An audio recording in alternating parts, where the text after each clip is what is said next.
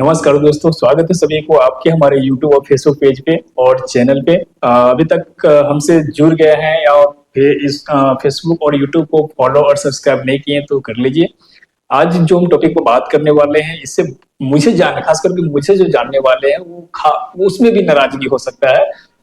उनको लगेगा कि कहीं ये फंडेड पैसा वगैरह वाले मामला तो नहीं है जो इस टाइप का बयान दे रहा है, लेकिन चूंकि बातें करनी जरूरी है, जो ठीक लगे वो बोलनी जरूरी है, क्योंकि समय के साथ अब जब बात आगे बढ़ जाती है तो फिर सुधार करने का मौका नहीं मिलता है। इसलिए मैं बात करने वाला हूँ, सीधा टॉपिक पे आता हूँ। मैं बात करने वाला हूँ बिहार में होने वाले एक विधानसभा के उपचुनाव पे, जो बांकीपुर विधानसभा का उपचुनाव होने वाला है, जहाँ पे बहुत सारे कैंडिडेट है, लेकिन मैं सिर्फ मुख्य तरफ से 3 कैंडिडेट की बात करूंगा। जो एक जो राजद का है, जो रेखा गुप्ता है, और दूसरी तरफ से प्रशांत किशोर जी हैं, जो मतलब पीके जिसको कहते हैं, जन स्वराज पार्टी से, और एक नीरज सिन्हा जो बीजेपी के कैंडिडेट है।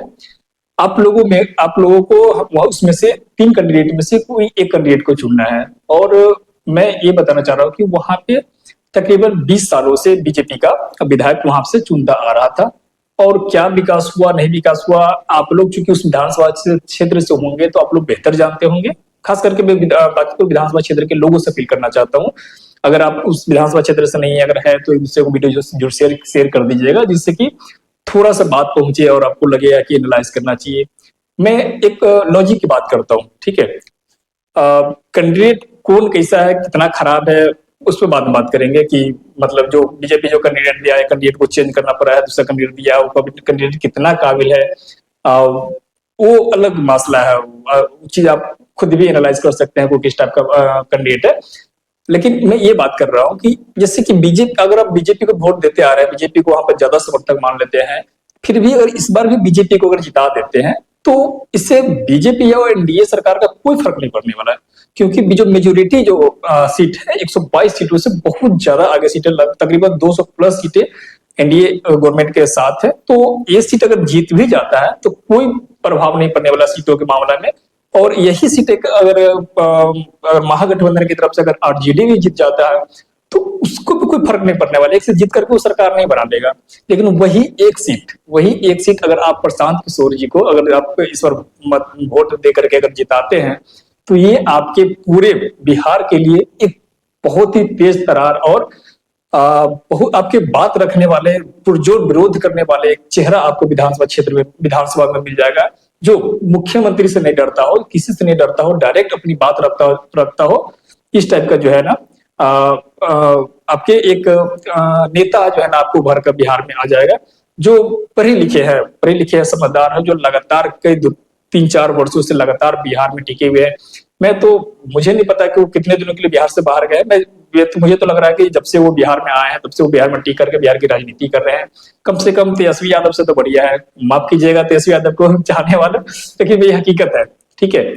जिस समय बिहार में या पूरी देश में इतना बड़ा छात्र का आंदोलन हो रहा था, जिसमें न असंभव लगने वाला शिक्षा मंत्री का इस्तीफा हो गया, उस समय तेजस्वी यादव विदेश में तकरीबन 25 दिनों तक वहां पर विदेश में रह करके वो जो भी कर रहे थे, दोनों के क्या कर रहे थे, लेकिन वो बिहार में कम से कम पर्यटक उस समय नहीं थे। और उस समय प्रशांत किशोर बिहार में थे, अपनी बातें पुरजोर तरीका से रख रहे थे।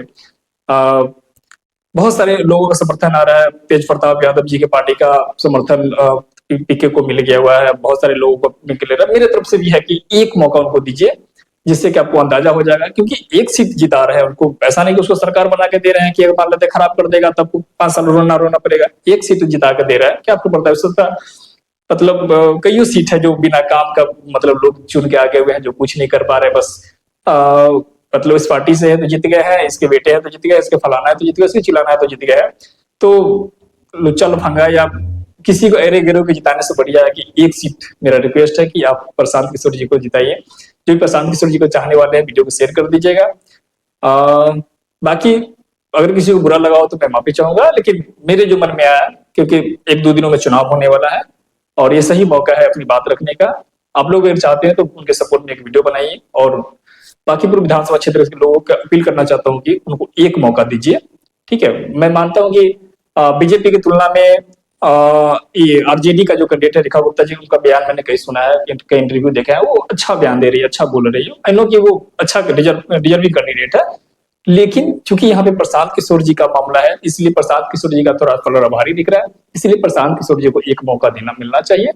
वो इकलौते कैंडिडेट है, खुद इतना बड़ा रिस्क लेकर के खुद पार्टी के सर्वसुरा होते हुए खुद चुनाव में है, तो मेरे हिसाब से एक मौका उनको दीजिए।